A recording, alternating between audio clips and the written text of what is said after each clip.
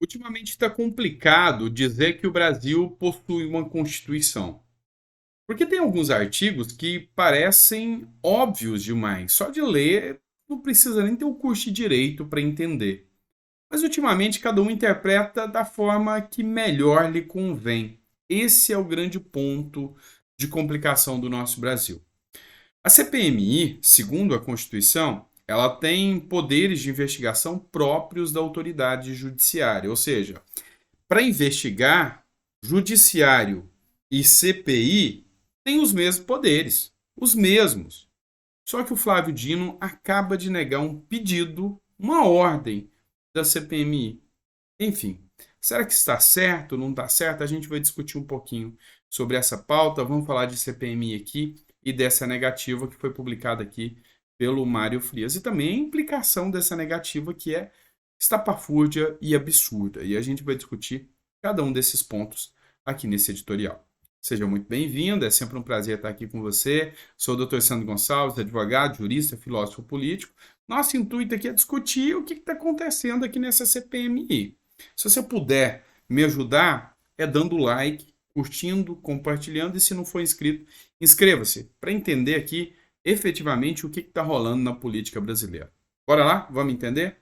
A fonte da matéria que eu sigo para vocês, na verdade, é o Estadão, republicado aqui pelo Mário Frias. Uma matéria bem pequena do Estadão, mas diz o seguinte: Dino, Flávio Dino, ministro da Justiça, nega à CPMI de 8 de janeiro acesso a imagens das câmeras do Ministério, via Estadão Política. E aí o deputado federal Mário Frias, que vem fazendo um excelente trabalho no Congresso Nacional, vem acompanhando o trabalho de vários parlamentares de espectro de direita, de esquerda, para ver o que eles estão propondo, para poder trazer até as informações para vocês. O Mário Frias vem fazendo um trabalho excepcional e a gente vem acompanhando o trabalho dele. E ele escreveu: qual é o problema, ministro? O porquê que ele não quer divulgar? E aí, a gente precisa colocar alguns pontos aqui na mesa. Primeiro, o artigo 58 da Constituição, que fala das comissões do Congresso Nacional. Ele fala o seguinte: artigo 58 da Constituição. O Congresso Nacional e suas casas terão comissões permanentes e temporárias. No caso, a CPMI é a Comissão Parlamentar de Inquérito Temporária, constituída na forma e nas atribuições previstas no respectivo regimento interno. E aqui, no parágrafo 3º, ela diz o seguinte: as comissões parlamentares de inquérito, que são essas que nós estamos averiguando agora, que terão poderes próprios de investigação, próprios das autoridades judiciais. Aqui, meu amigo, uma decisão de investigação da CPMI é a mesma coisa de uma decisão do ministro do Supremo, Alexandre de Moraes. Se ele manda entregar um documento, entrega o documento sob pena de desobediência. Se ele manda fazer uma quebra de sigilo, faz-se a quebra de sigilo sob pena de desobediência. Vou terminar de ler para a gente comentar aqui. Além dos poderes de investigação próprios de autoridades judiciais, além de outros previstos nos regimentos das respectivas casas, serão criadas pela Câmara dos Deputados e pelo Senado, em conjunto ou separadamente, mediante requerimento de um terço dos seus membros, o que já foi tudo feito e já concluiu a CPMI, que já vem atuando. Se for o caso de apurar e averiguar tem algum crime, alguma infração, eles têm dever, não é nem faculdade, de mandar isso ao Ministério Público ou responsável criminal para dar a responsabilidade criminal dos infratores. Mas a ordem é da CPMI. Então, a Constituição ela é clara: poder próprio de autoridade judicial. E aí, esse é o ponto aqui que a gente parte. Se ela tem um poder igual, é a Constituição que fala, igualzinho a do Alexandre de Moraes, pode o ministro da Justiça, Flávio Dino, falar: não, eu não terminei as investigações, não entrego. Veja que a CPMI ela é feita para investigar efetivamente o governo, e o governo não pode se recusar. Tem precedente do Supremo Tribunal Federal falando, e olha só para você ver o quanto é importante, que se a CPMI determinar a quebra de sigilo bancário de algum órgão do poder público, por exemplo, e esse foi um caso que foi analisado no STF, se o presidente do banco, o diretor do banco público, se recusar a entregar a quebra de sigilo, o próprio presidente do banco responde por crime de responsabilidade. Ora bolas, nós estamos falando aqui das filmagens que mostraram o general do GSI, o Gonçalves Dias, e foi vazada pela CNN, lá dentro. Ou seja, foi isso que foi o estopim para iniciar a CPMI. O cara tá lá dentro. É essa filmagem que o Flávio Dino se nega. Ou seja, é muito estranho, tem muita gente querendo saber efetivamente o que aconteceu. E a gente vai estar acompanhando e trazendo para vocês aqui. Mas realmente, até onde vai a legalidade dessa definição do Flávio Dino tem que ser discutido, porque o artigo da Constituição ele é claro. A CPI mandou entregar as imagens, não foi entregue. Algo de errado não está certo. E a gente vai estar averiguando e trazendo aqui para vocês. Bora lá, mais uma matéria. O Estado de Minas. O TSE multa Bolsonaro em 55 mil e manda ele explicar gastos em 7 de setembro. Tá.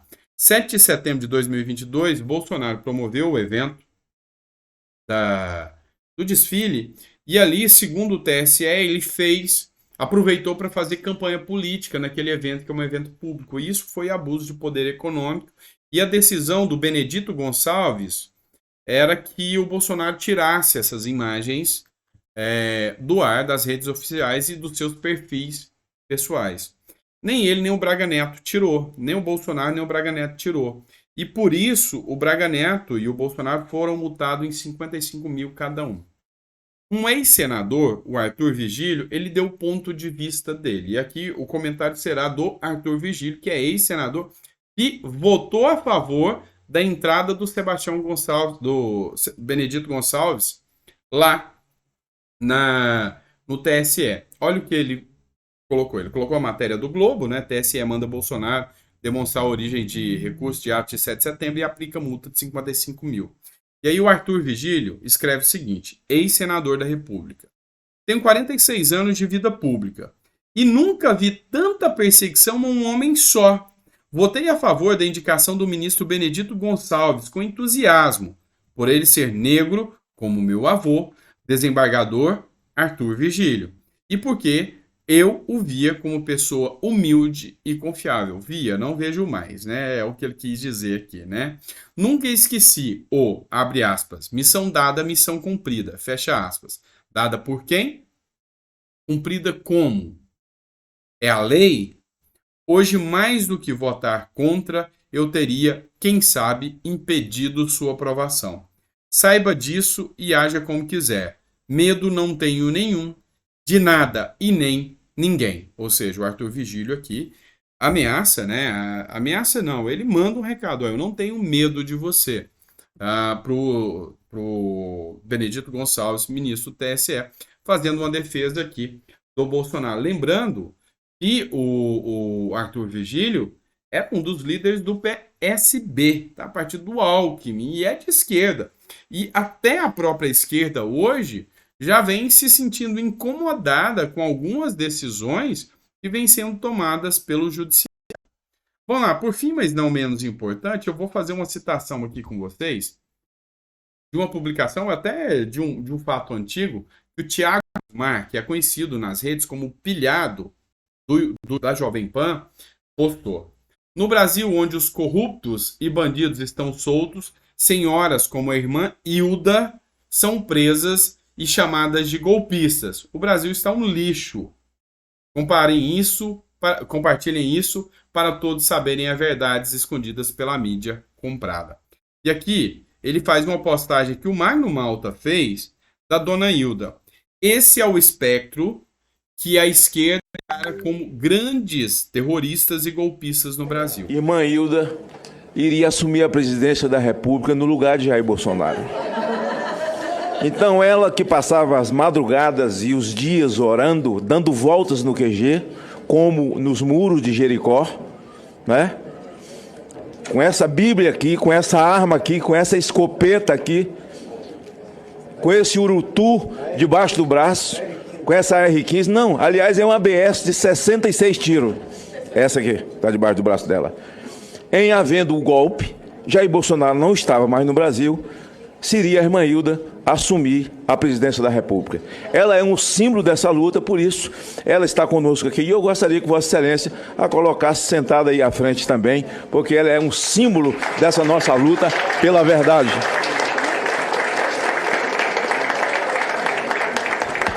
Está autorizado. Vamos lá. Chega em alguns momentos que é necessário trabalhar até com a ironia para poder fazer essas discussões assoberbadas que a gente começa a ver hoje. E é até perigoso, porque é nítido que o Magno Malta falou aqui com ironia, de que a irmã Hilda, com essa escopeta, que é a Bíblia, debaixo do braço, ia dar o golpe e tomar o poder, ia ficar no lugar do ex-presidente Jair Bolsonaro, porque ele estava fora do país. É tanta ironia que, se bobear, com essa fala do Magno Malta, eles falam que ele estava falando sério e manda prender a irmã Hilda de novo, porque ela estava presa, essa senhorinha negra, franzina, estava presa, e pode ser que volte de novo por uma fala irônica como essa aqui do Magno Malta aqui. Então, no final das contas, o que a gente percebe hoje é que há uma deturpação moral do que é coerente ou não no nosso Brasil. A palavra certa é essa, uma deturpação moral da própria coerência, porque comparar uma senhorinha dessa como uma terrorista gravíssima que responde por isso, por terrorismo, tá? É isso que essa senhorinha responde com essa Bíblia debaixo do braço. Pois é o Brasil de hoje, tá certo? Grande abraço, fiquem com Deus, obrigado por ter ficado até o final do nosso editorial e ainda tem mais 2 editoriais nesse domingão para vocês. Grande abraço.